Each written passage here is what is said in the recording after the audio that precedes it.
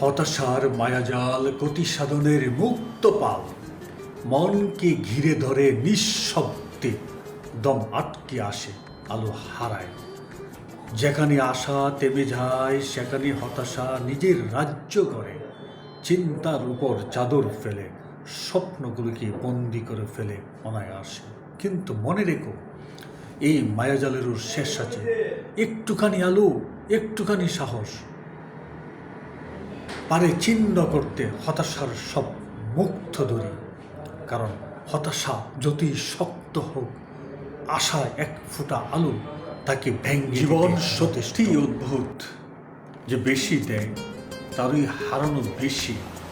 তবু অদ্ভুতভাবে সেই হারানোর ভেতরেই মিলে যায় এক অচেনা শান্তি।